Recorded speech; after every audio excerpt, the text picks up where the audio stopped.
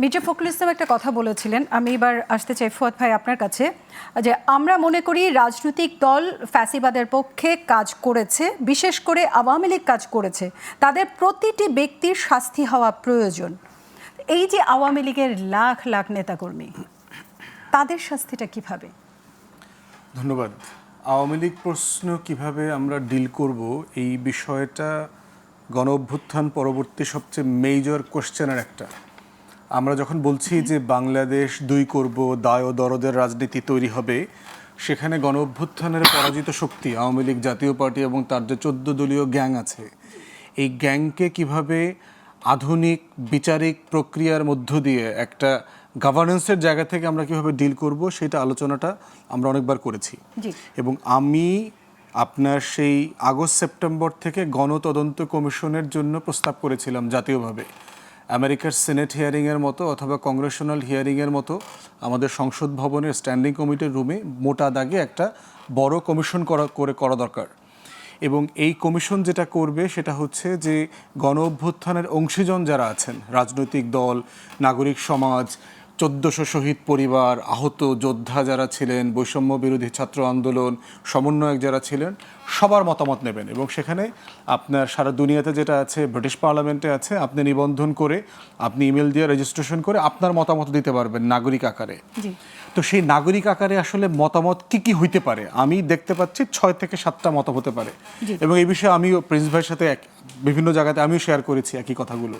প্রথম কথা হচ্ছে যে আমরা কি এটাকে নাৎসি এবং ফ্যাসিস্ট পার্টির মতো ডিল করব কিনা, দ্বিতীয় বিশ্বযুদ্ধের পরে জার্মানিতে এবং ইটালিতে যেভাবে ডিল করা হয়েছে, সেটা কি আপনার আউটরাইট এই প্ল্যাটফর্মগুলোকে ব্যান করে দেওয়া, নিষিদ্ধ করে দেওয়া, তার সাইন, সিম্বল, হিস্ট্রি এবং তার যত লোগো আছে, নিবন্ধন আছে, সব কিছুকে ব্যান করে দেওয়া।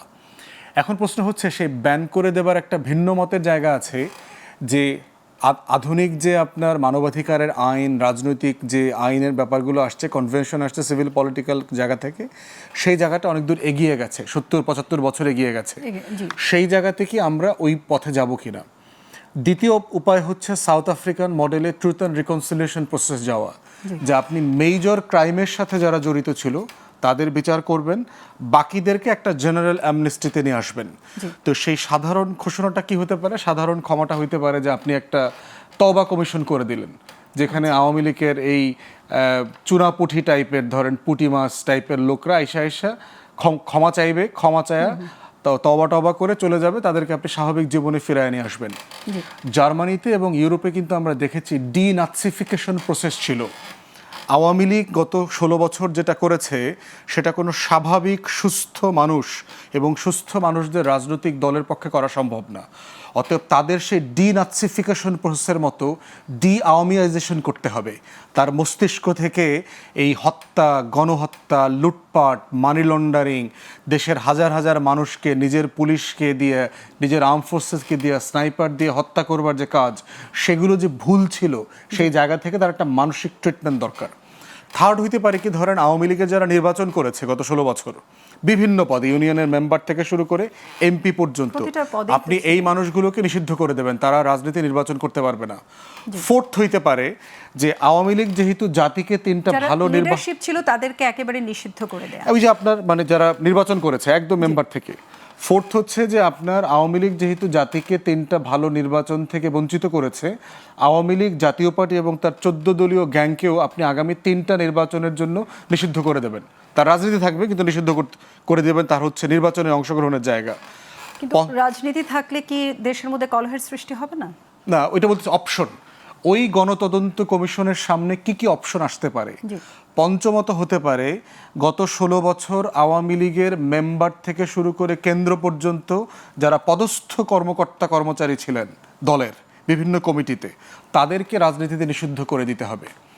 ষষ্ঠত হতে পারে, যুদ্ধাপরাধের, মানবতা বিরোধী অপরাধের ট্রাইব্যুনালে বিচার চলছে ব্যক্তি আওয়ামী নেতাদের, এখানে আপনি রেফারেন্স চাইতে পারেন যে দল আকারে জুডিশিয়ারির ওপিনিয়ন কি, এই ওপিনিয়নের সাথে আপনার অ্যাটর্নি জেনারেল ওপিনিয়ন যোগ হতে পারে। এইগুলো হচ্ছে মোটা দাগে 5টা, 6টা, 7টা অপশন। এই অপশনের ভিতরে বেস্ট হচ্ছে এরপরে গণভোটে চলে যাওয়া। যদি আপনি পুরো জাতিকে একাত্মতা করে একটা মতামতে আসতে চান, কারণ আওয়ামী লীগ একটা ফ্যাসিস্ট কার্টেল, কিন্তু কার্টেলের একটা সদস্য সংখ্যা আছে। সাডেনলি আপনি 1-2 কোটি নাগরিককে তো সমাজ থেকে নাই করে দিতে পারবেন না। অতএব সেই জায়গাতে একটা বিচারিক প্রক্রিয়া, মতামতের প্রক্রিয়া, সম্মতির প্রক্রিয়া এবং জনগণের মতামত নেবার এই প্রত্যেকটা জায়গাতে যেন আমরা অ্যাড্রেস করি, সেটা আমাদেরকে মাথায় রাখতে হবে।